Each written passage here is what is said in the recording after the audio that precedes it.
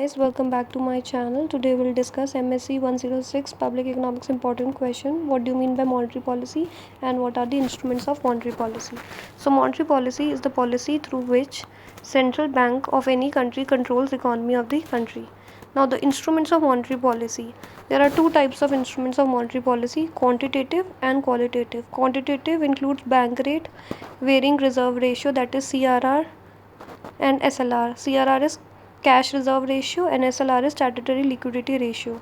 Third is OMO, that is open market operations.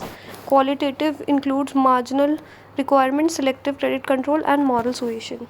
We'll discuss them in detail.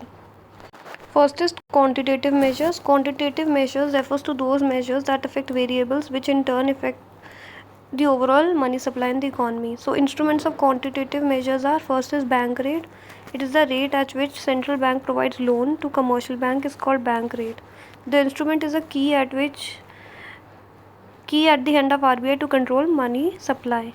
Increase in bank rate will make loans more expensive. Bank rate बढ़ेगा तो loan मतलब अगर RBI rate बढ़ा देगी commercial bank को land जिस rate पे वो पैसे प्रोवाइड करती है तो लोन महंगे हो जाएंगे, कंज्यूमर्स को महंगे मिलेंगे. पहले कमर्शियल बैंक के लिए महंगे होंगे, फिर कमर्शियल बैंक्स अपना रेट ऑफ लेंडिंग बढ़ाएंगे, फिर पब्लिक के लिए भी रेट महंगा हो जाएगा. तो पब्लिक क्या करेगी, लोन कम लेगी, क्रेडिट कम लेगी. तो वही लिखा देखो, increase in bank rate will make loans more expensive for the commercial banks, thereby pressurising the banks to increase rate of lending. The public capacity to take credit will gradually fall, leading to fall in volume of credit demand. The reverse happen in case of decrease in bank rate. The increased lending capacity of banks as well as increased public demand for credit will automatically lead to rise in volume of credit. ये inverse में होगा, जब reverse happen होगा that is हम decrease करेंगे अगर bank rate को. Second है वेरिंग रिजर्व रेशियोज. तो the reserve ratio determines the reserve requirement where banks are liable to maintain reserves with themselves and central banks. First है cash reserve ratio. It refers to minimum amount of funds that a commercial bank has to maintain with Reserve Bank of India in form of deposit. For example, suppose अगर asset of bank are worth 200 crore और minimum cash reserve ratio 10% है तो the amount that commercial bank has to maintain with RBI is rupees 20 crore. अगर ratio बढ़ के race कर दिया 20% तो कितना RBI को पास जो रिजर्व होगा वो इंक्रीज हो जाएगा 40 करोड़ के लिए. Thus, less money left होगी for commercial banks to lend. This will eventually lead to decrease in money supply. On a contrary, अगर fall होगा कैश रिजर्व रेशियो तो क्या करेगा, इंक्रीज करेगा मनी सप्लाई को. तो ये बता रखा है, अगर कैश रिजर्व रेशियो बढ़ेगा ठीक है तो मनी सप्लाई कम होगी, इन्वर्स रिलेशन है. और अगर फॉल होगा कैश रिजर्व रेशियो तो मनी सप्लाई बढ़ जाएगी.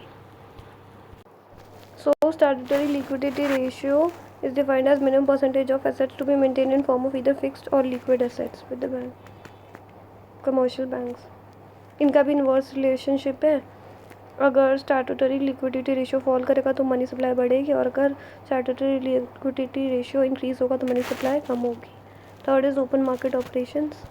देखो, open market operations refers to buying and selling of securities in open market in order to affect money supply in the economy. The selling of securities by RBI will wipe extra cash balance from economy, thereby limiting the money supply, whereas buying securities by RBI additional money is pumped in the economy, stimulating money supply. तो अगर RBI cell करेगी securities को तो money supply कम हो जाएगी और अगर bye करेगी तो मनी सप्लाई इंक्रीज हो जाएगी इकोनॉमी में. तो ये भी इन्फ्लुएंस करती है money supply in the economy. Now qualitative measures. The measures that affect credit qualitatively are, first is margin requirement, that is the commercial bank functions to grant loan rest upon the value of security being mortgaged. So banks keep a margin which is the difference between the market value of security and the loan value. For example, अगर commercial bank grant कर रहा है loan of 80,000 against a security of 1 lakh तो margin क्या हो गया, 1 lakh minus 80,000 that is 20,000. When the central bank decides to restrict the flow of money then the margin requirement of loan is raised and vice versa in case of expansionary credit policy. तो अगर margin requirement बढ़ेगी तो वो restrict करता है flow of money को. ठीक है. सेकेंड है सिलेक्टिव क्रेडिट कंट्रोल्स. तो ये एक instrument of monetary policy that affects flow of credit to particular sector positively and negatively is known as selective credit control. The positive aspect is concerned with increased flow of credit to priority sectors. However, the negative aspect is concerned with measure to restrict credit to particular sector. तो इसमें selective sectors को, कई sectors को, priority sectors को ज़्यादा credit मिलते हैं, money supply ज़्यादा मिलती है, वेराज कई सेक्टर्स पे हम रिस्ट्रिक्ट कर देते हैं, तो उनका उनके ऊपर नेगेटिव इम्पैक्ट होता है। थर्ड है मॉरल सुएशन।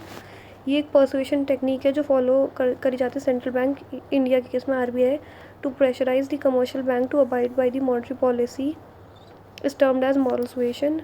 ये क्या इन्वॉल्व करता है? Meeting, seminar, speeches, discussion which explains the present economic scenario and thereby persuading commercial banks to adapt the changes needed. In other words, this is an unofficial monetary policy that exercises the power of talk. Thank you guys. These are the instruments of monetary policy, both quantitative and qualitative. Thank you guys. Do like, share and subscribe my channel, and do comment which next topic you want me to prepare a video for you guys. Do subscribe my channel. Thank you.